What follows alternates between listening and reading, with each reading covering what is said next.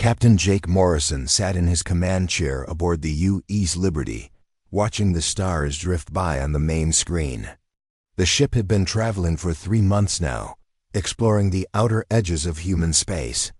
It was quiet work, mostly mapping star systems and checking for useful planets. Jake liked the peace of it all. "Captain, I'm picking up something strange," said Lisa Parker from her position at the navigation console. Her voice carried a note of concern that made Jake sit up straighter. "What kind of strange?" Jake asked, turning to face her. Lisa's fingers danced across her controls, bringing up new data on her screen.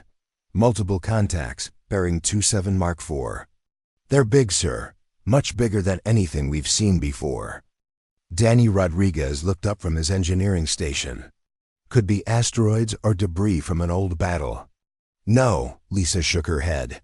"These are moving information. Definitely ships." Jake felt his heart rate increase. In all the years humans had been exploring space, they had never found another intelligent species.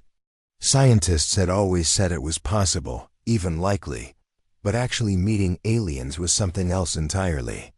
"Kelly, try to establish communication," Jake ordered. Kelly Brooks nodded and began working at her communications panel. "Sir, we're getting a response," Kelly said after a few moments. "They're transmitting on multiple frequencies. The computer is trying to translate now." The main screen flickered and changed. Instead of stars, Jake found himself looking at the most frightening creature he had ever seen. It stood nearly 8 feet tall, covered in dark scales that looked like natural armor. 4 powerful arms ended in clawed hands, and its head resembled that of some ancient Earth predator. Yellow eyes stared directly at Jake with obvious intelligence and barely contained violence. "Primitive beings," the creature spoke, its voice deep and harsh. The translation software struggled with some words, but the meaning was clear enough. "You dare enter the domain of the Zephyrian Collective without permission. I am High Admiral Vextar of the Third War Fleet. You will submit immediately or be destroyed." Jake took a deep breath. This was not how he had imagined first contact would go. He had always pictured peaceful meetings, maybe some confusion at first, but eventually understanding and friendship. This felt more like meeting a wolf pack while carrying fresh meat. "I am Captain Jake Morrison of the United Earthship Liberty," Jake replied, trying to keep his voice steady. "We come in peace. We had no idea this space belonged to anyone. We're explorers from Earth, seeking contact with other intelligent species." High Admiral Vextar's lips pulled back, revealing rows of sharp teeth in what Jake assumed was either a smile or a threat display. "Peace? You speak of peace like a coward speaks of mercy before execution. The Zephyrian Collective has ruled this sector for 800 of your Earth years. We have conquered 37 species and destroyed 12 others who refused to kneel." Ryan Walsh, the ship's security chief, quietly moved his hand closer to the weapons controls. Jake saw the movement and gave him a small shake of the head. They were outnumbered and outgunned. Fighting would only get them all killed. "We don't wish to challenge your authority," Jake said carefully. "We simply didn't know you existed. If you'll allow us, we'll leave your space immediately and ensure other human ships know to avoid this area." The alien admiral's 4 arms moved in what looked like gestures of contempt. "You offer to flee like prey animals before predators. This shows the weakness of your species. In Zephyrian culture, only strength deserves respect. Your words of peace are insults to warriors." Jake felt confusion mixing with his fear. How could offering peace be an insult? "I don't understand." "We're trying to avoid conflict." "Exactly," Vextar hissed. "You assumed the Collective would waste time with diplomacy like equals. This suggests you believe your pathetic species could challenge us in battle. Such presumption from inferior beings cannot be tolerated." Lisa Parker looked back at Jake with wide eyes. Danny Rodriguez had stopped pretending to work on his console and was staring at the screen in disbelief. Kelly Brooks kept checking her translation software, hoping she had misunderstood something. Admiral Vextar, Jake tried again. Surely. There's been a misunderstanding. We pose no threat to your people. Our ship carries no weapons capable of harming your vessels. Silence! The alien's roar made everyone on the bridge jump. You continue to speak as if you have choices, as if the mighty collective would negotiate with prey. This is the greatest insult possible. You have declared yourselves enemies of the Zephyrian people. Jake felt ice in his stomach. We've declared nothing. We only want to leave peacefully. Your very presence here is a declaration, Vextar continued, his yellow eyes blazing with anger. Your refusal to immediately surrender and beg for mercy is a declaration. Your assumption that you can speak to me as an equal is a declaration. Congratulations, human. You have just declared war on the galaxy's deadliest species. The screen went black. For a moment, the bridge was completely silent except for the quiet hum of the ship's systems. Sir, Lisa said in a small voice, I'm reading massive energy signatures from their ships. They're powering up weapons. All hands battle stations, Jake announced over the ship's intercom, though he knew it was probably useless. The Liberty was an exploration vessel, not a warship. They had some defensive systems, but nothing that could stand against what looked like an entire alien battle fleet. Can we run? Jake asked Danny. Maybe, the engineer replied, his hands flying over his controls. Their ships are bigger, but ours might be faster. If I push the engines past safe limits, we might outrun them long enough to jump to hyperspace. Do it, Jake ordered. Kelly, send an emergency message to Earth. Tell them what happened here. Tell them the aliens consider us at war. The Liberty shuddered as Danny pushed the engines to maximum power. On the screen, Jake could see the alien ships beginning to pursue them. Weapons fire lit up the darkness of space around them. 30 seconds to hyperspace jump, Lisa announced, her voice tight with concentration. Jake watched the alien ships growing larger on the screen as they closed the distance. He thought about Earth, about the billions of people who had no idea their entire species had just become the target of an alien empire that had conquered dozens of other worlds. 10 seconds, Lisa called out. The ship shook as alien weapons barely missed them. Then reality twisted around them as they jumped into hyperspace, leaving the Zephyrian fleet behind. But Jake knew they would be coming, all of them. The UES Liberty limped into Earth orbit 3 weeks later. Captain Jake Morrison had pushed his ship harder than ever before, jumping through hyperspace with barely any rest stops. His crew was exhausted, but they had made it home with the most. Important message in human history. Admiral Susan Clark stood in the main briefing room at Earth Defense Command, her face growing paler with each word of Morrison's report. Around the table sat the most powerful military leaders on Earth. General Peter Hayes commanded the ground forces. Admiral Charles Wright controlled the space fleet. They all listened in stunned silence as Morrison described humanity's first contact with alien life. Let me understand this correctly, Admiral Clark said when Morrison finished. We're at war with an alien empire because you tried to be polite? Yes, ma'am, Morrison replied. Their entire culture seems built around the idea that only strength matters. When I offered peaceful discussion, they saw it as an insult. They think we were claiming to be their equals. General Hayes shook his head. How many ships did you see? At least 50 in that one fleet, Morrison answered. But Admiral Vextar mentioned they've conquered 37 species. That suggests they have many more ships spread across multiple star systems. Admiral Wright pulled up a holographic display showing Earth's current space fleet. 12 ships appeared as small dots of light. We have exactly 12 warships, not counting exploration vessels like the Liberty. If they bring 50 ships to attack Earth, we don't stand a chance. The room fell quiet. Everyone understood the numbers. Earth's entire space military could be destroyed by just one alien fleet, and there were probably dozens more fleets in. The Zephyrian Collective. How long do we have? Admiral Clark asked. Morrison looked uncomfortable. Unknown, ma'am. They scanned our ship during the encounter.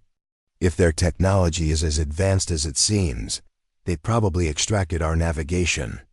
Data. They know where Earth is. Recommendations? Clark asked the room.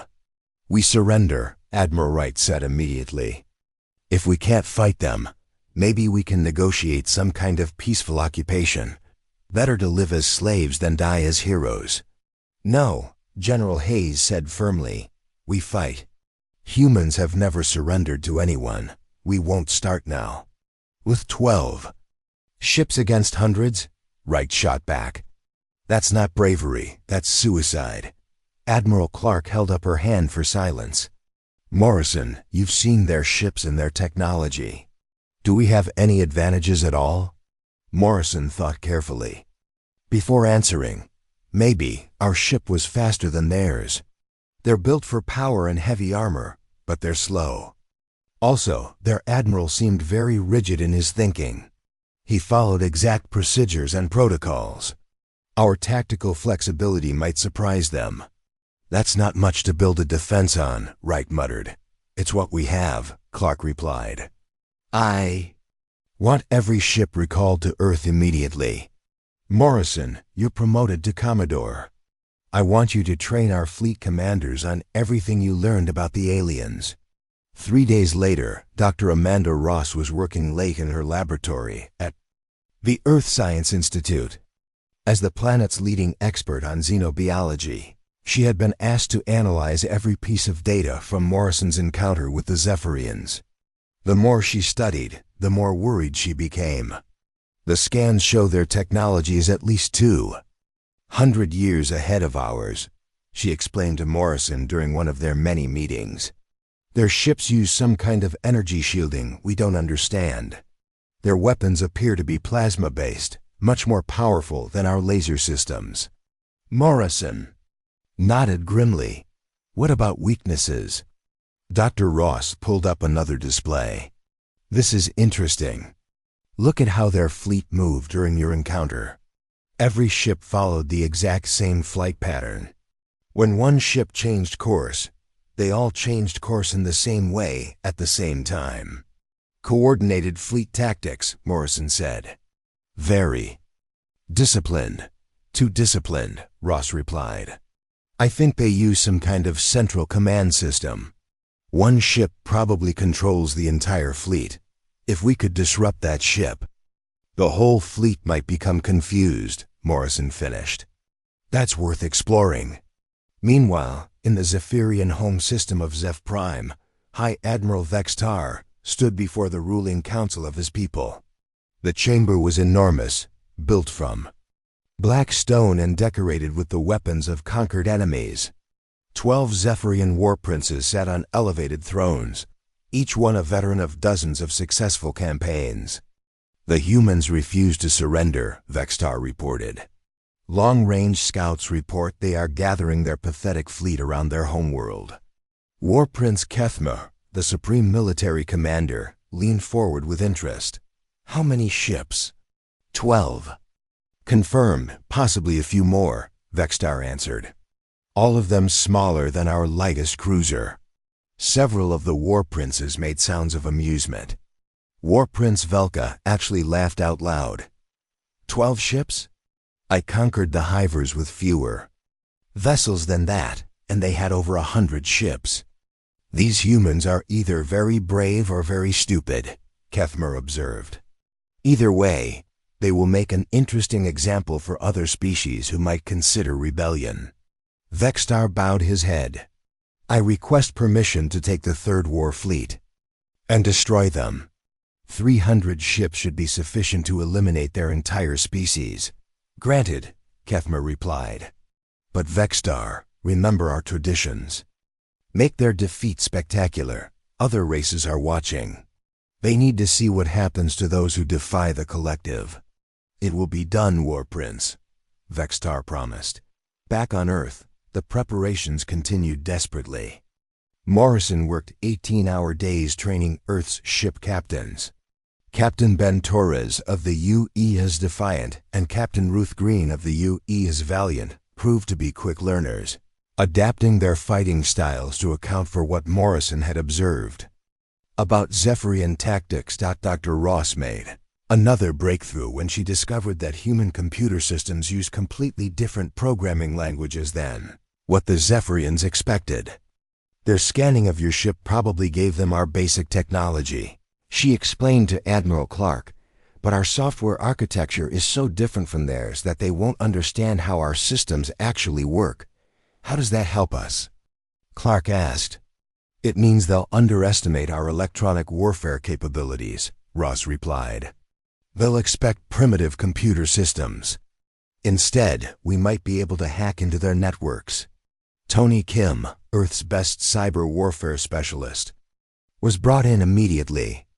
A quiet young man who rarely spoke in meetings, he listened to Dr. Ross's explanation with growing excitement. If I can get close enough to one of their ships, he said, I might be able to plant a virus in their system.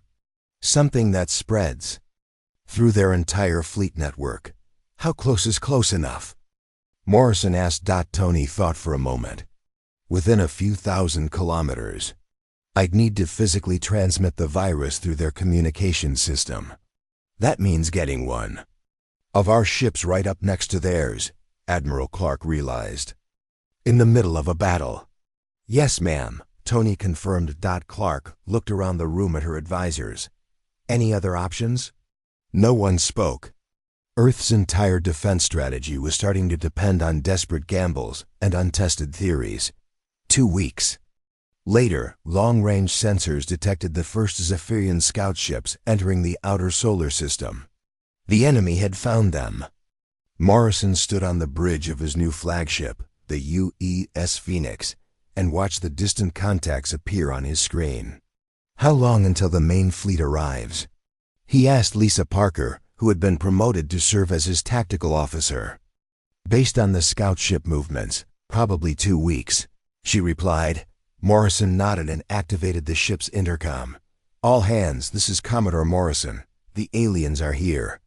In 2 weeks, we'll either save our world or die trying. Make sure you're ready. Around Earth, 12 human warships took up defensive positions. It wasn't many, but it was all they had. The war for humanity's survival was about to begin. The Zephyrian invasion fleet dropped out of hyperspace like a swarm of angry hornets. 300 ships, each one larger than Earth's biggest warship, spread across the solar system in perfect formation. High Admiral Vextar stood on the bridge of his flagship, the Destroyer of Worlds, and smiled with satisfaction. Magnificent, he said to his second-in-command. The humans will see this fleet and finally understand their mistake. On Earth, every sensor station screamed warnings as the alien fleet appeared. Commodore Morrison watched the displays with a sinking heart. Even knowing the numbers ahead of time, seeing 300 enemy ships was overwhelming. Open a channel to the alien flagship, Morrison ordered. Vextar's scaled face appeared on screens throughout the human fleet. Primitive humans, he began, his voice full of contempt. You see now the power of the Zephyrian collective. Surrender immediately, and we will make your deaths quick. Admiral Clark, watching from Earth Command, took a deep breath before responding. We are Admiral Susan Clark of the United Earth Defense Force.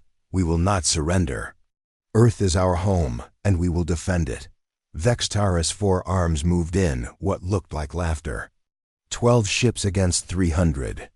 Your species is either insane or incredibly stupid. Very well, we will teach the galaxy what happens to those who defy us. The channel closed. Morrison looked around at his bridge crew. Lisa Parker was checking weapon systems. Danny Rodriguez was monitoring the engines. Kelly Brooks was coordinating with the other human ships. Ryan Walsh was preparing the few Marines they had aboard. All ships, this is Morrison, he announced over the fleet communication system.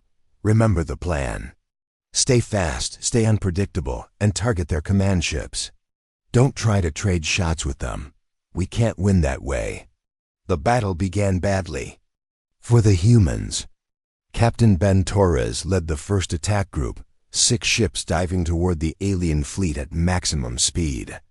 The Zephyrian ships responded with massive plasma blasts that lit up space like miniature suns.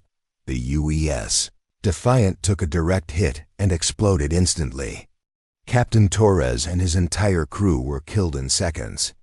The U's Valiant, commanded by Captain Ruth Green, barely escaped with heavy damage to its engines. "Pull back," Morrison ordered. "Reform and try again." But the Zephyrians were already moving to surround the human fleet. Their ships moved in perfect coordination, each one knowing exactly where the others would be.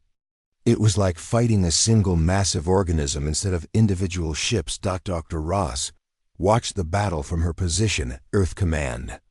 "Admiral Clark, the Zephyrians are using the centralized command system one predicted. Look at how they move." Clark studied the tactical display. Every ship responds at exactly the same moment. "It's like they're all controlled by one mind." "That's exactly what it is," Ross replied. "If we can disrupt their command ship, the entire fleet should become confused." Meanwhile, Lieutenant Max Cooper was leading a squadron of small fighter craft against the alien fleet. His ships were tiny compared to the Zephyrian vessels, but they were fast and hard to hit. Lieutenant Sofia Martinez flew beside him, her fighter dancing between plasma blasts. "Cooper to Morrison," Max called over the radio. "We're not doing any damage to their main ships, but we're definitely annoying them. They're having trouble targeting us." "Keep it up," Morrison replied. "Make them focus on you while we try something else." Morrison had been watching the battle carefully, looking for patterns in the alien formation. He noticed that one ship, larger than the others, stayed in the center of the fleet. Every movement order seemed to come from that vessel. "Lisa, do you see that big ship in the middle?" Morrison asked his tactical officer. "The one that's twice the size of the others?" Lisa replied. "Hard to miss. That's their command ship. If Tony Kim is going to hack their systems, that's our target."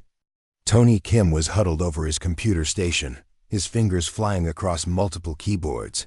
"I'm ready, Commodore. But I need to get within 2,000 kilometers of that ship.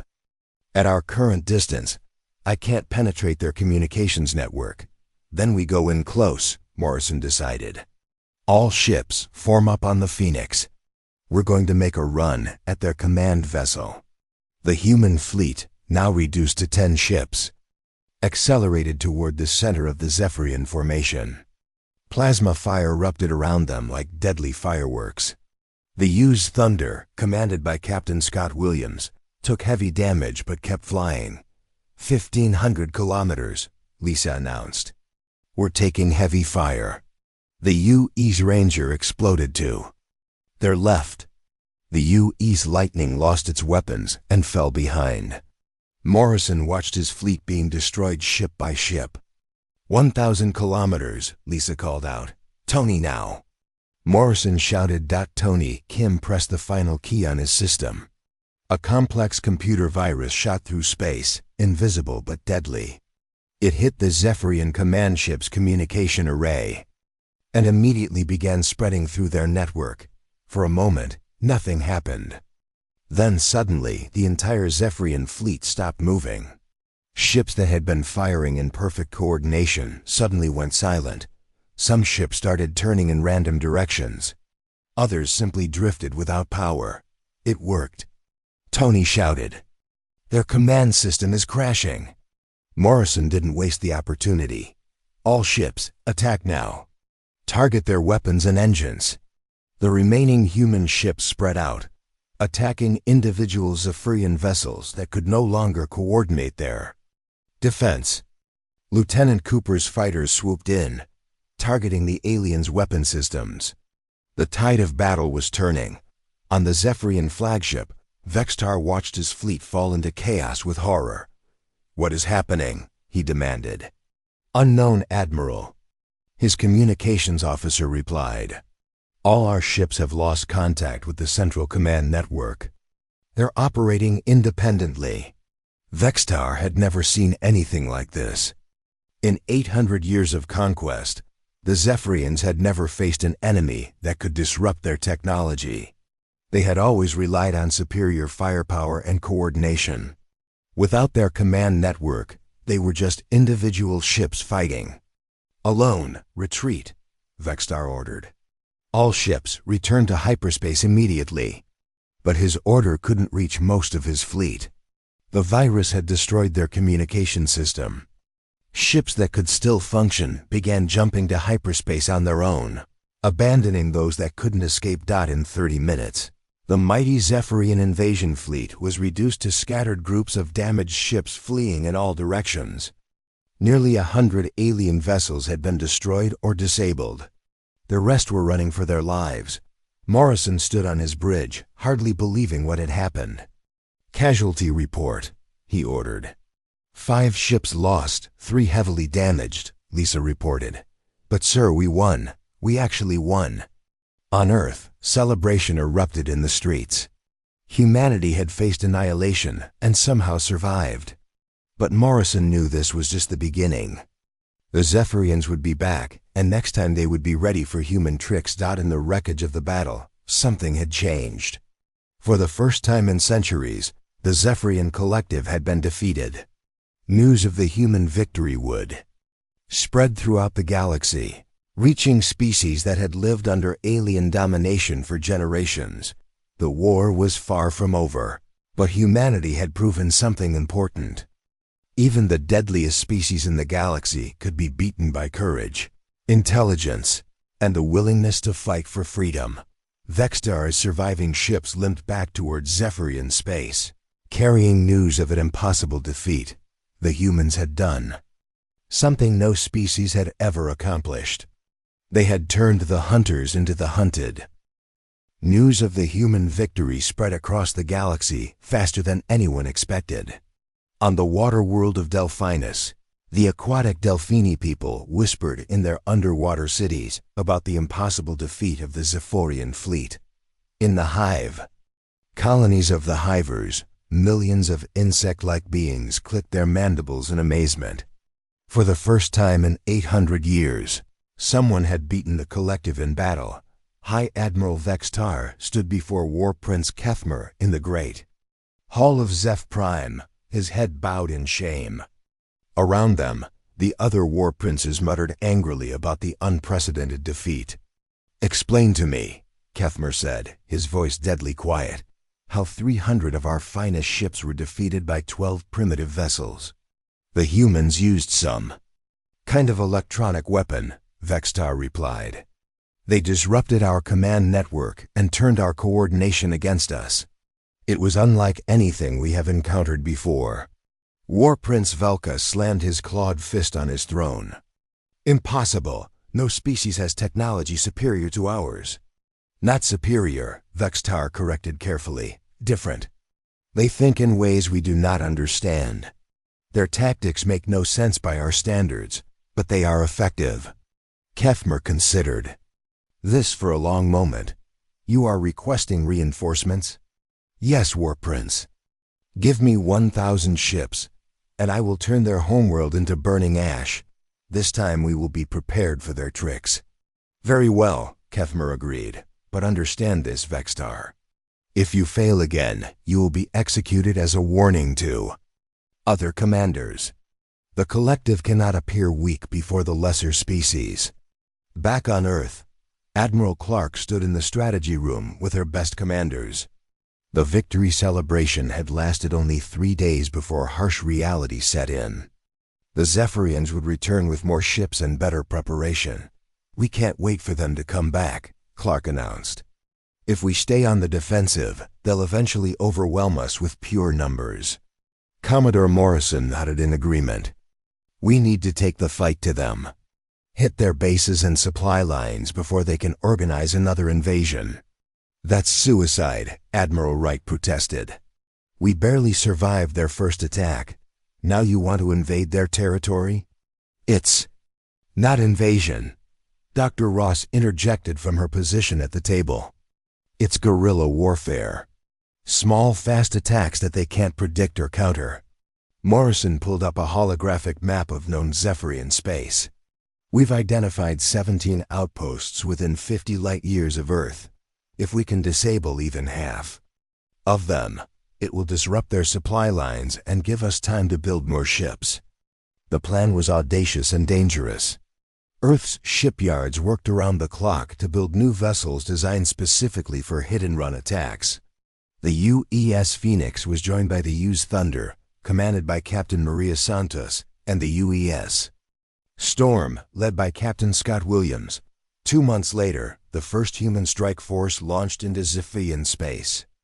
Morrison commanded the mission personally, leading 6 ships toward a Zephyrian mining operation in the Rigel system. The attack came without warning. Human ships dropped out of hyperspace, fired everything they had at the alien facility, and disappeared before reinforcements could arrive.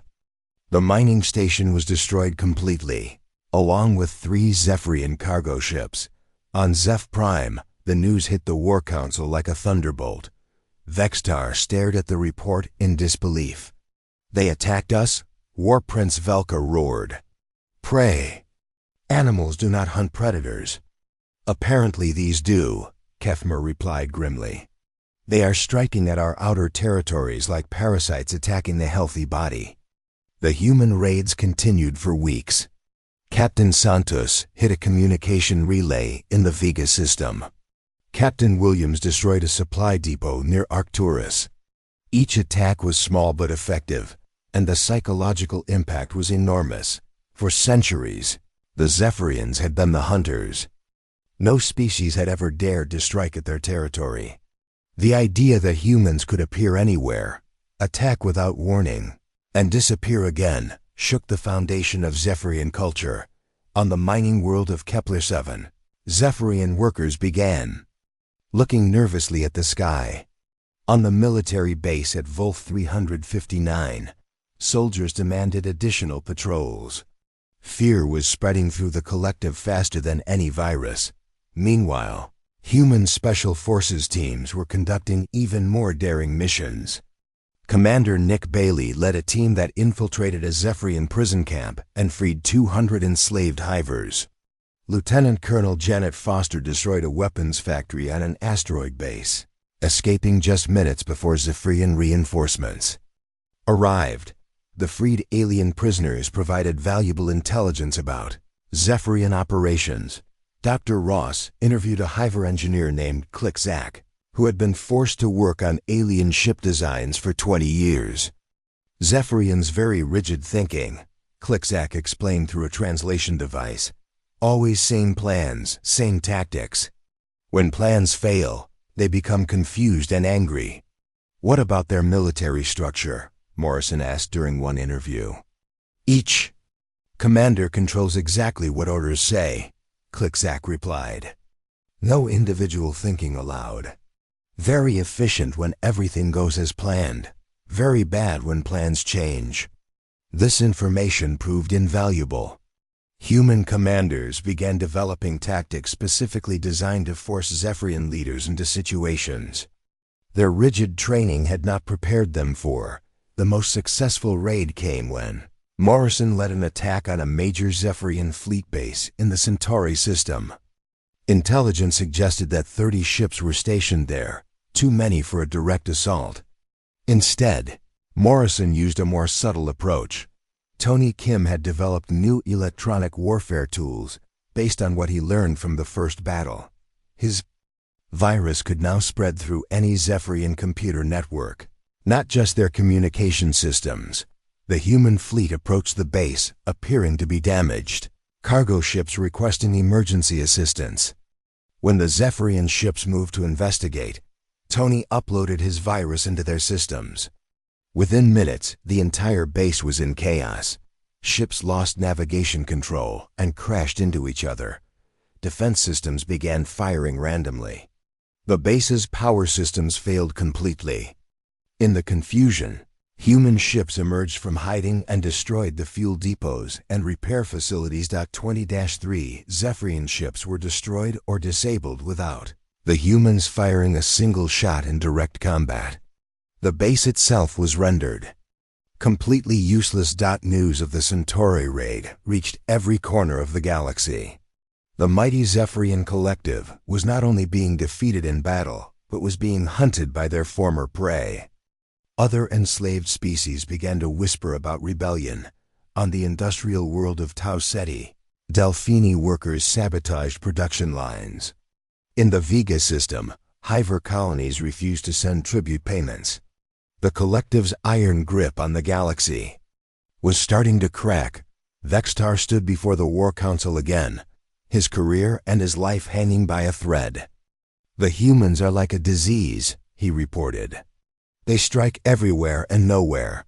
Our forces cannot predict their movements." "Then you must make them come to you," Kethmer decided. "Forget about hunting them across space. They will come to us eventually, War Prince. Prepare the home fleet for defense," Kethmer ordered. "If these humans want a war, we will give them the greatest battle in galactic history. Let them come to Zeph Prime itself. We will crush them where our ancestors can watch." Vextar bowed deeply. "It will be done, War Prince."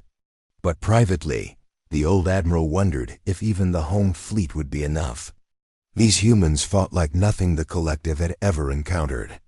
They turned weakness into strength and used their enemy's own power against them. Far away, Morrison received intelligence reports about massive Zephyrian fleet movements toward their home system.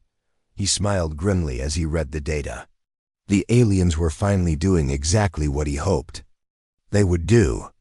"They're gathering all their ships in one place," he told Admiral Clark over a secure communication channel. "If we can defeat them there, the war might actually end." "It's their strongest position," Clark replied. "They'll have every advantage." "Maybe," Morrison said. "But they're also giving us one target instead of 100 scattered bases. Sometimes, the biggest advantage can become the biggest weakness." The stage was set for the final battle. The hunters and the hunted were about to meet at the heart of the Zephyrian Empire.